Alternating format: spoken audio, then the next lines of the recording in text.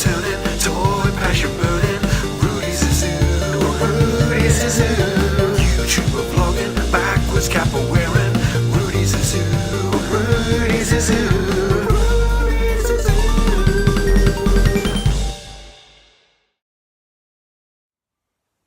Hi, and welcome to Rudy's the Zoo's Science Fantasy Experience, and to a video response to SMSNO and his discussion topic of where are you with YouTube, life and collecting. It's a really important discussion topic, I believe, and I've been able to watch a couple of video responses already. And I'm going to watch a few more today. I've not watched all of them because in some ways I didn't want them to sway what I might say or give me ideas of what might be in the content of my video response.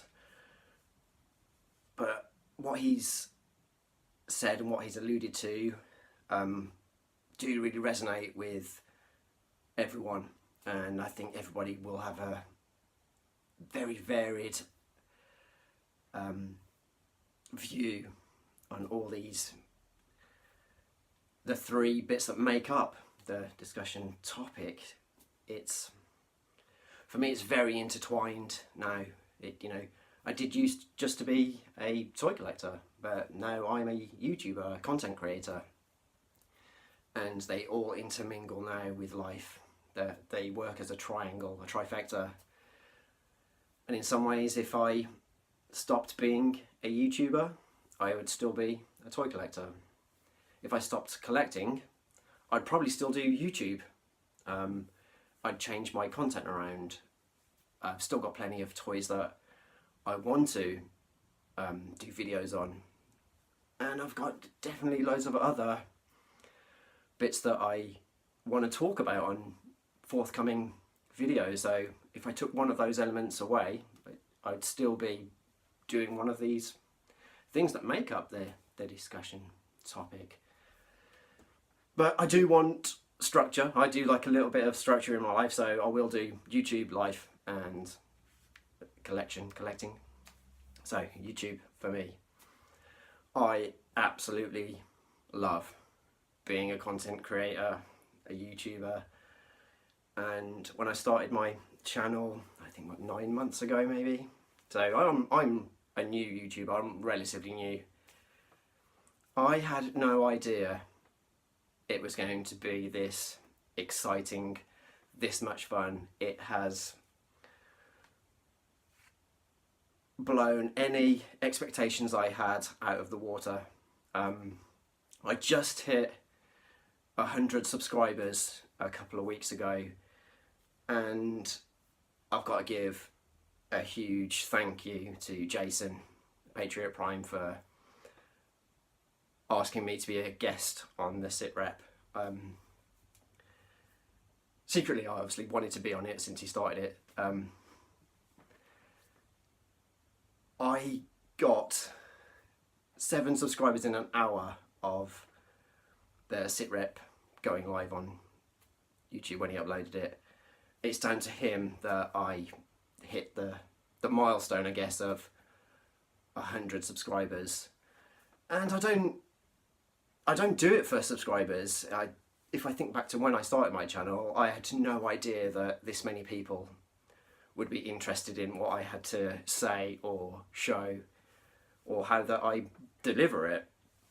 And it's down to him that he pushed me over that 100 mark. So thank you very much, Patriot Prime. It's very much appreciated, and may long the SitRep continue. As I said, I didn't set myself really any goals or milestones when it came to my channel, and it was only recently that I found out when you do get 100 subscribers, you get your own unique URL, and it's something that Junkie Dave alluded to as well. I like unique things, and I now have something unique, something that is mine. When you have a channel, you just have a URL that is numbers, letters and slashes and all the gumph that makes up a keyboard. So to have something unique that is completely mine, it's my name, it's the long-winded name of my channel. Yeah, so it is a milestone, and I'm blown away, and I'm honoured to have this amount of subscribers already. As I said, I don't do it to get subscribers. I don't do it to get views either. If somebody watches, it's incredible. I was thinking about, you know, what views mean or what subscribers mean, and as long as I continue to do YouTube, it's still probably never going to be a part of it. It's great that people want to subscribe and view. Absolutely, I'm saying that you know, that's not a negative to the discussion, but it's not a deal breaker at all. So, you know, that's the one part of it. And something that I've not really discussed on my channel is why I started YouTube. I started YouTube because for 5 years my wife and I have been trying to have a baby, and it has been all-encompassing. It's been one hell of a ride for 5 years. There has been miscarriages, there has been failed IVF treatments. Our first daughter, Juniper, sadly didn't make it. They had a 1 in 250,000 chance of it having a brain disease, and that's what happened. So we've not had the best amount of luck in terms of having a child. So I started my channel to give me something else to focus on and worry about. That way I'm not expending so much energy on IVF and fertility and trying to have a baby and being there for Anna, my wife, and dealing with all that. And that extra energy that I did have for those 5 years, I knew I could expel it somewhere else, and I knew I'd got all this energy and built up, whatever you call it, inside my head, that I channeled it into doing YouTube. And obviously things are slightly different now. The whole aspect of YouTube being fun took over, and YouTube for me became something different. It became this awesomeness of having the channel and choosing what toy to either review or talk about, and, you know, design how I want to set up episodic videos, or, you know, do I do discussion videos? Do I talk about going to conventions? Do I do a figure force video? And that brings me on to the point of starting the channel. I never thought that 6-7 months into doing a channel I would ever be part of a collective. When it came about, when Zort Rider started suggesting us doing dual videos, it started off with a single thought of us both reviewing Takara Legends Cup, and then it became Figure Force. I fleshed it all out and kind of got extra ideas on how we were going to expand it, and Rich was like, we'll get other people involved, we'll get Borders Dude, and we will get Junkie Dave, and it's just exploded, and it is my favourite part of YouTube now. It's so much fun, and it's now 5 people. It's had that impact that SMSNO himself, the guy that pitched this discussion topic, he he got inspired by Figure Force, and you know he'd done kind of videos for Figure Force that he wanted to, you know, he wanted to be part of it. And Rich just said to the rest of us guys, you know, shall we invite Dave to join us? And everybody was just like, yes, absolutely. We just add an extra member, an extra dimension, an extra dynamic to Figure Force, and it's what drives me to keep wanting to make YouTube videos. It's so much fun, and what you get with Figure Force is 5 individual types of videos under one banner. You know, if you watch my Figure Force videos, they're very different to, say, watching Zort Riders. You know, Zort Riders very much doing comedic ones with his look into Predator and Terminator, whereas with mine you get that intro inspired by G.I. Joe, and you get the PSA at the end. It's the thing I look forward to when I'm planning and writing my videos, is what type of PSA will I do? Will I do a funny one? Will I do a serious one? Will I do one that's perhaps helpful, or one that alludes to what was going on at the time when I did the action figure moustache? You know, I wanted to do something for November, being that's the month November, to do that, and especially having friends that have gone through cancer, they're the types of things with YouTube that I like and enjoy. The one thing that YouTube has allowed me to do as of late, it's allowed me to find closure for the death of my brother, which happened a few years ago, which I still deal with on a day-to-day basis, but actually physically getting a toy representation was one part, and then to film a video and to do it in honour of him, and to do that little bit at the end of the video, and just to do it in a positive way, is a way for YouTube to be used, for me especially, and for other people. So that's me and YouTube. If I think about YouTube in general and other YouTubers out there, it's something that Dave sort of mentioned, is that some people are perhaps struggling, and some people are absolutely nailing it at the moment. I very much love what Matthew Deluxe Baldwin does with his around 30 minutes, and with the sit rep, and these kind of interview style ones. It's opened up me to YouTubers that I've never heard of, and you know, I'm finding new channels to get excited about and interested in. They're thoroughly enjoyable.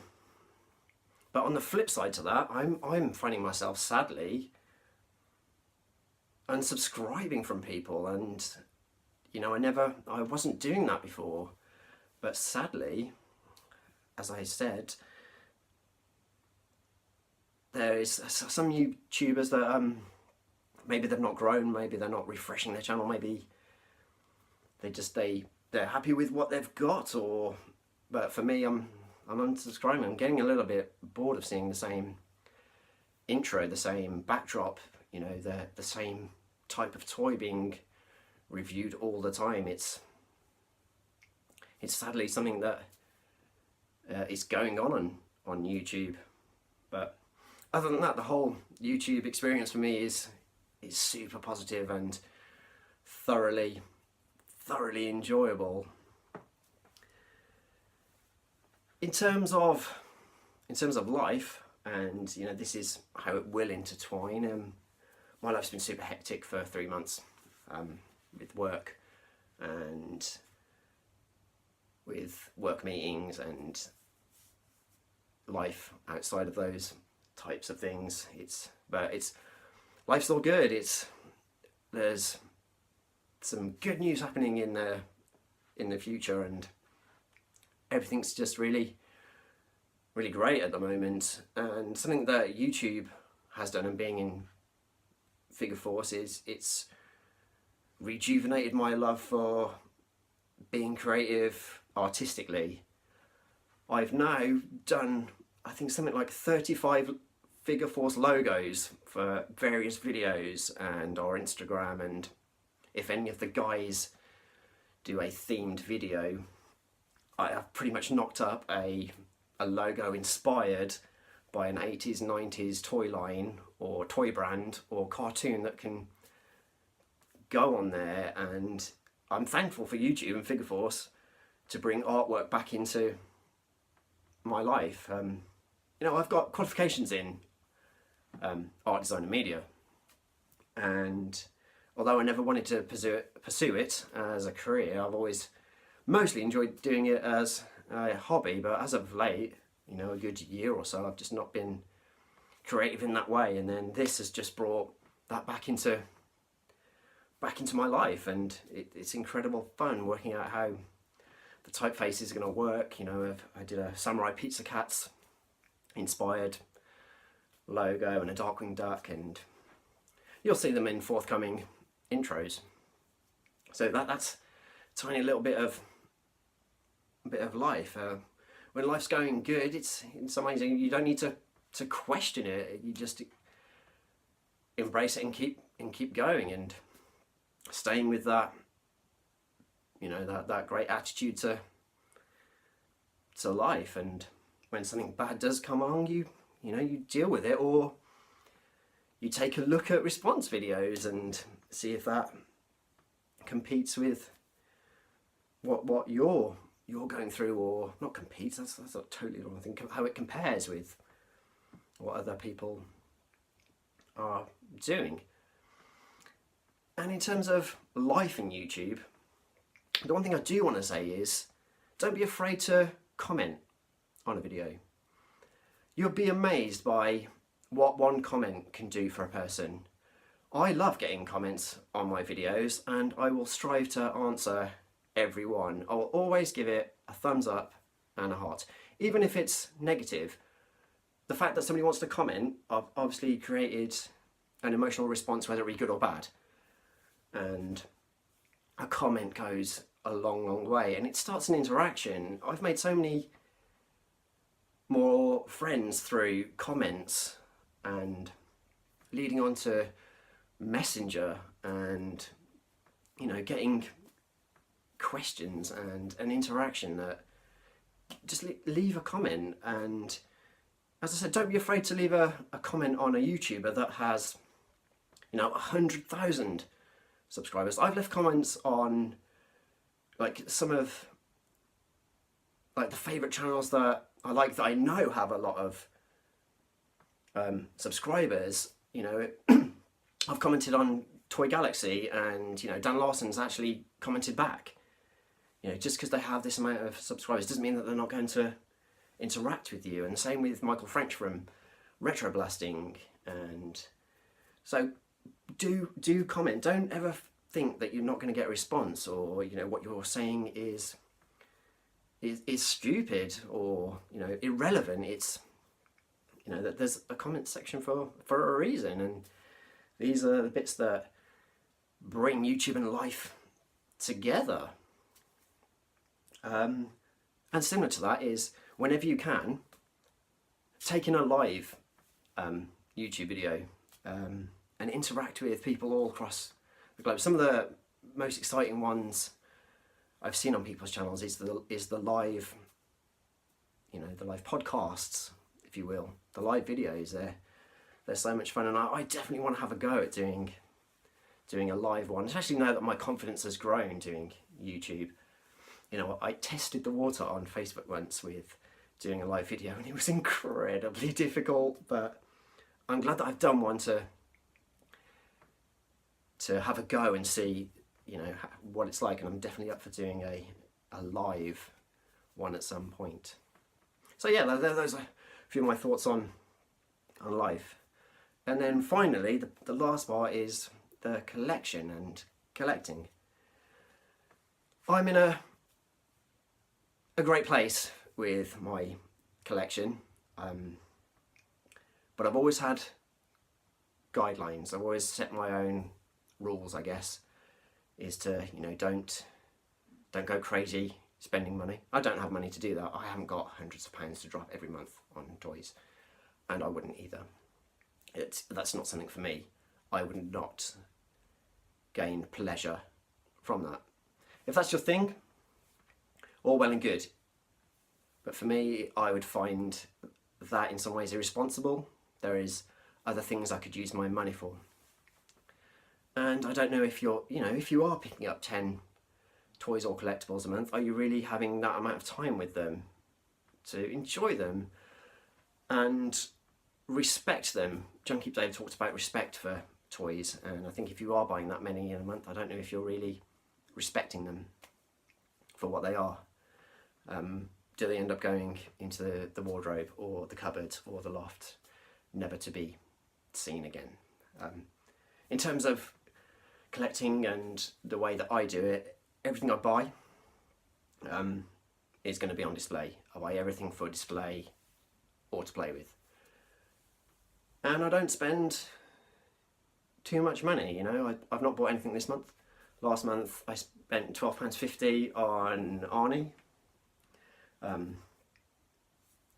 Previous to that, I have gone a little bit overboard last year. It was my 40th birthday, I'd got savings, so I did spend out a little bit more. I was in the zone at TFN and I bought bits and pieces, but well within a budget that I'd set myself. But maybe November I'd got into that trap of the excitement of getting new toys or vintage toys and buying a lot in one go, and I can definitely see the pitfalls of that.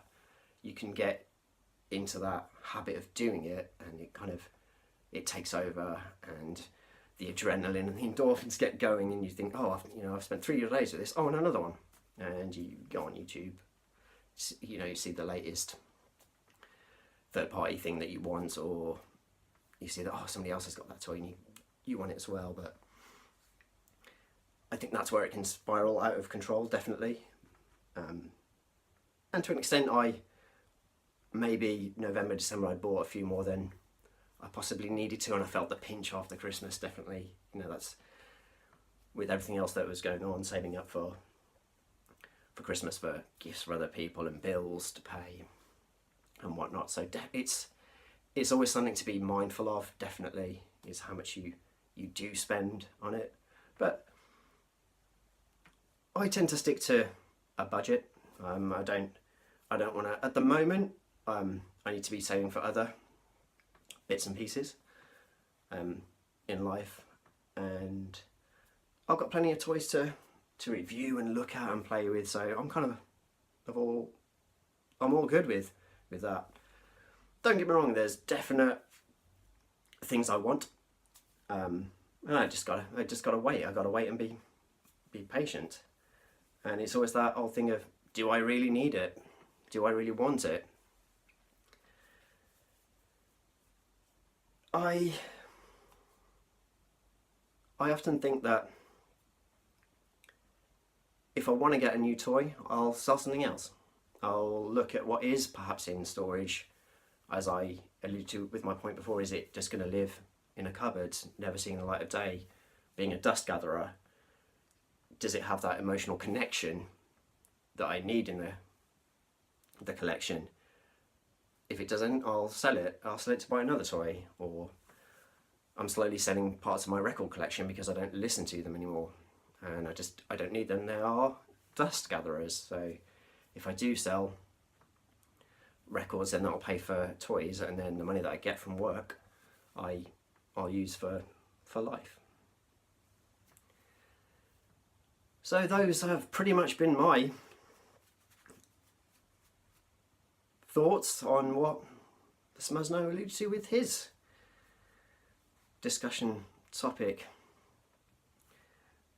Take a moment to do your own video response, or leave your thoughts in the comments. It's a great discussion topic, and you can add it to other things in your life. It doesn't necessarily have to be about toys. Think about what your hobby is and how that works with these discussion topics. Take care, and I'll see you all soon. Thanks. Bye.